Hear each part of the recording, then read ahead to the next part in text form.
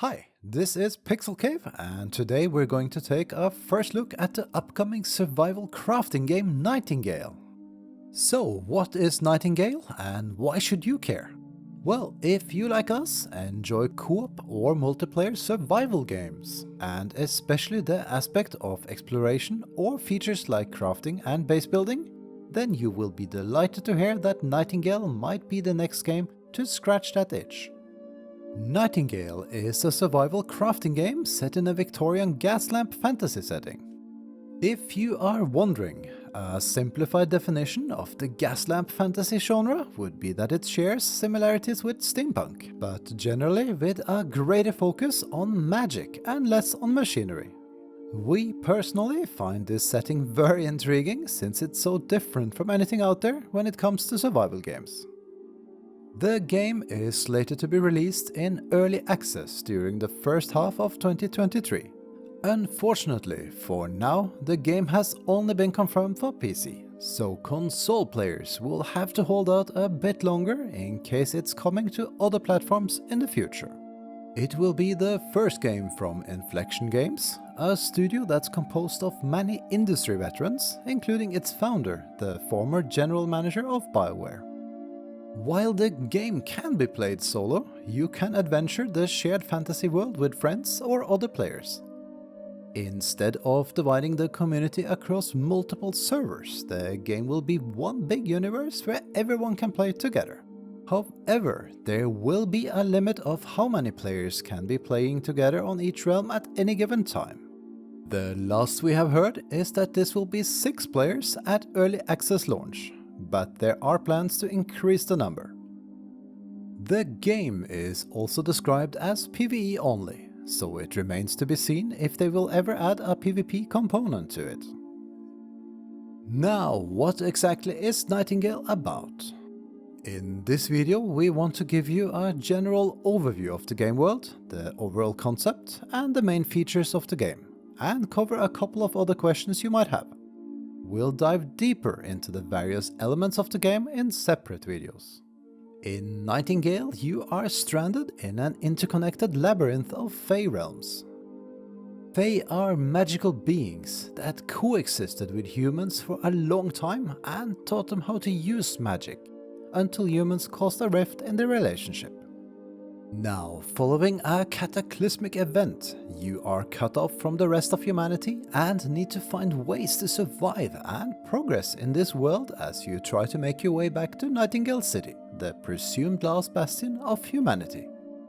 In order to do so, you must open portals to different realms. In fact, players in Nightingale are called realm walkers since traveling to other realms is absolutely essential. It's also your only way to discover new resources and knowledge.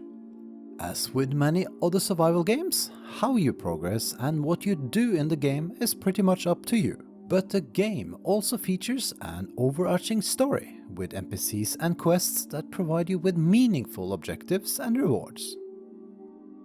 The realms you travel to will feature different biomes amongst other factors. Early access will start with 3 confirmed biomes: desert, swamp and forest, and more biome types are planned to be added.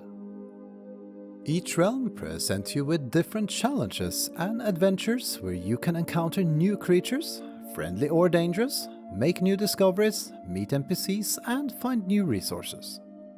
While these realms are procedurally generated, there are ways to influence which type of realm you will travel to with a system called realm cards. This is a major feature of the game, but we'll cover that in more detail in a separate video. So what about base building, you might ask? One of the features in Nightingale are Respite realms.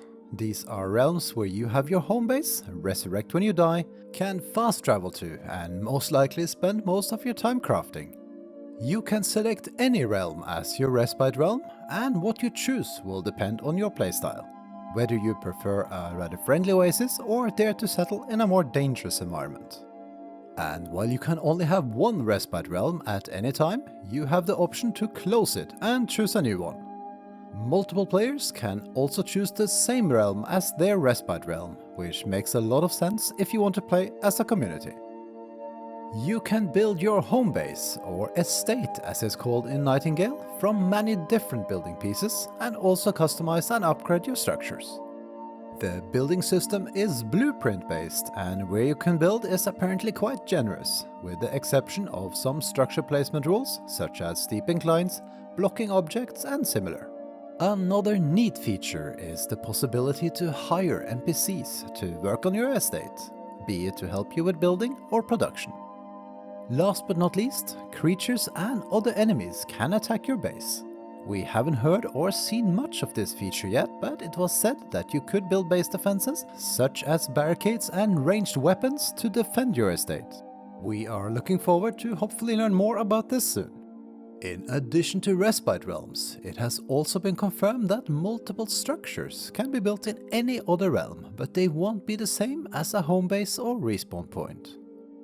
In regards to crafting, when you venture into different realms, you will find new resources and crafting schematics which allow you to make new weapons and other items. The more challenging the realm you are traveling to, the better resources you'll find, and the more powerful items you can craft. Magical abilities will mostly be bound to weapons or tools that have been crafted in a realm. There hasn't been much talk about character progression and skills, but the devs have recently confirmed that the game supports the concept of the classic trinity to a certain degree. In other words, playing together as tank, DPS and healer. However, abilities are more fluid, as they are tied to the gear you wear, and thereby give you more freedom in regards to which role you take on. Speaking of gear, the items and weapons you wear also determine how powerful you are. Most importantly, the game won't feature any level progression nor character levels. In addition to typical survival elements like hunger and thirst, as well as stats like stamina and an encumbrance system, there will also be a stat called Hope that will make you weaker as it depletes. Hope can be recovered by doing activities throughout realms or regenerated in your Respite realm when you are safe. As mentioned in the beginning, you can adventure through the realms of Nightingale alone or in a group.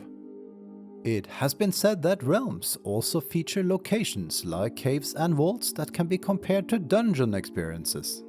While these are certainly easier to tackle with friends, the right strategy and tactics are also making it possible to face these challenges solo. At least that's the idea. The last element of the game we would like to touch base on is lore. It was said that the narrative of the game will mainly be told through interacting with NPCs, the Fae, discovering codex entries, and the environment. So it seems to us that exploration will be the key to unlocking all the secrets and knowledge surrounding this magical world. Another interesting detail is that you will be able to choose a role during character creation, and whichever role you choose will influence your narrative background. Beyond story and unique outfits, it's unclear when or if roles will be expanded upon with gameplay elements. Before we wrap up, a few more questions that have come up in the community and answers we have gathered. In regards to characters and realms, Nightingale allows you to create multiple characters. For now, 3 have been confirmed, but this might change. You can only play one character at a time. You can join realms from other players anytime if invited. You can invite other players to visit your Respite realm and also kick players from it. Access controls for players on your Respite realm are still being looked into. If you play together on a realm, the realm is tied to the player who started it. It's still unclear to us if you can start playing on your friend's realm, whether they are online or not. Additional details regarding gameplay and features. Most resources in realms don't respawn, so you need to explore other realms if you need more. Pets are potentially something that will be added to the game. However, there's no further info on mounts yet. And fishing has been confirmed. Last but not least, the early access launch will have gamepad support. Unfortunately, there has been no further info on modding support, so we don't know if mods are completely off the menu or might be supported later down the road. We hope you have enjoyed our first look at Nightingale. its overall concept, the main features and questions about the gameplay we have tried to answer. Please don't hesitate to subscribe for more about Nightingale. We'd also appreciate a thumbs up, and hey, why not leave a comment?